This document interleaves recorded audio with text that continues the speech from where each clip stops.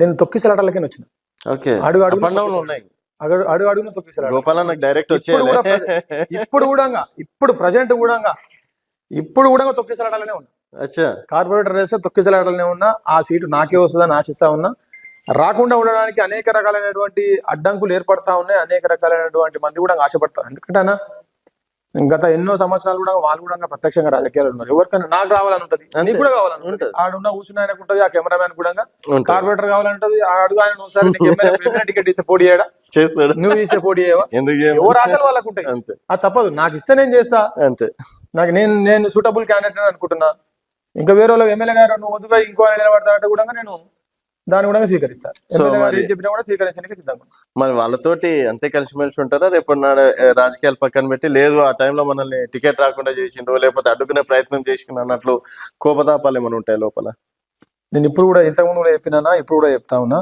100% ticket నాకు MLA గారు ఇస్తారని ఆశాభావం వ్యక్తం చేస్తా ఉన్నా. నేను సూటబుల్ క్యాండిడేట్ అని కూడా నేను అనుకుంటా ఉన్నా. లేదు తమ్మి నువ్వు వద్దు ఇక పలానా ఆయనకి ఇస్తున్నట్టు కూడా అది ఎమ్మెల్యే గారి ఇష్టం. చేయనికి రెడీ. ఎమ్మెల్యే గారు ఏది చెప్తా చేయనికి రెడీ. ఓకే, ఎమ్మెల్యే గారు ఏది చెప్పినా దానికి సిద్ధం. ఇప్పుడు గోపాల్ అనే వ్యక్తి మాసా క్లాస్ అంటే అవతారం చూస్తే మాస్ లీడర్ కనిపిస్తుండ, మాటలు ఏమో క్లాస్ గా వస్తున్నాయి. అంటే సందర్భాన్ని బట్టి బిహేవియర్ ఉంటుంది.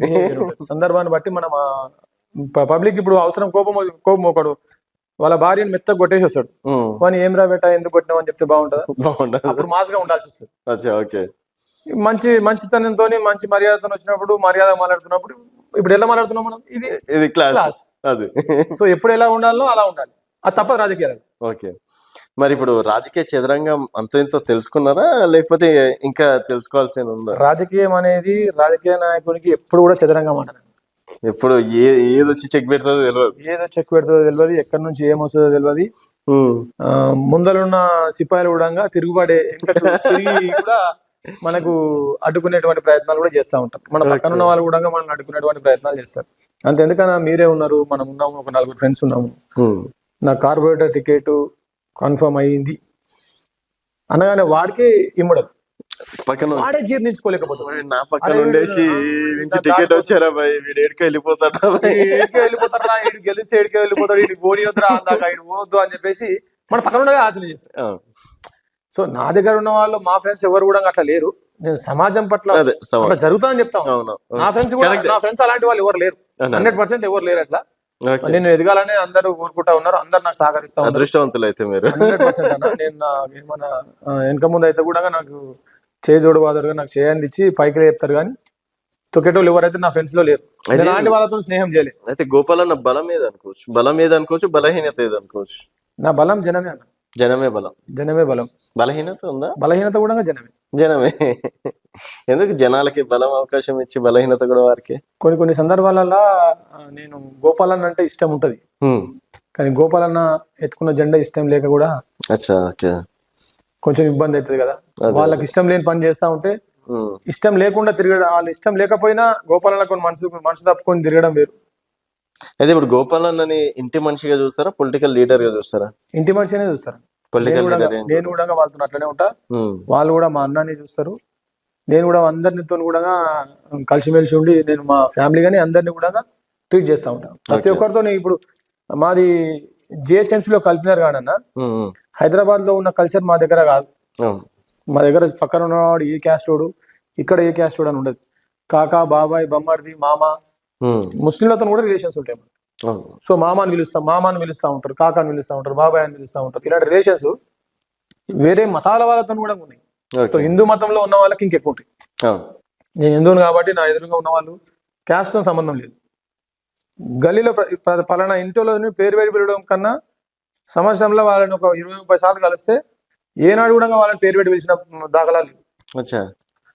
అత్తమ్మనో, పెద్దమ్మనో, చిన్నమ్మనో, అలాంటి బాబాయ్ అనో, బొమ్మడిదనో, బావానో, ఇలాంటి రిలేషన్స్ ఏ ఉన్నాయి. కానీ పలానా ఆయన నరసింహారెడ్డి గారు, సంతోష్ గారు ఇలాంటి పిలవడం లేదు.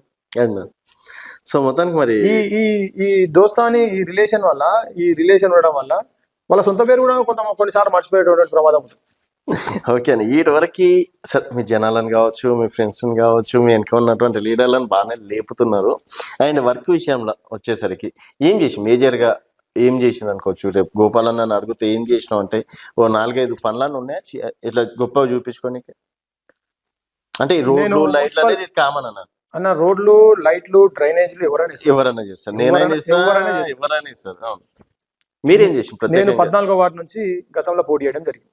14వ వార్డు అంటే Rallaguda, Jaibhavani Nagar, BC hostel, HUDA colony, Siddheshwara colony, Jakishoram వరకు, ఇక్కడ సిండికేట్ వెనుకల ఓఎస్సీ స్కూల్ సిండికేట్ వరకు, ఈ నుంచి ఆడ వరకు ఉంటుంది. దాదాపుగా శంషాబాద్ మున్సిపాలిటీలో పెద్ద వార్డు నాది.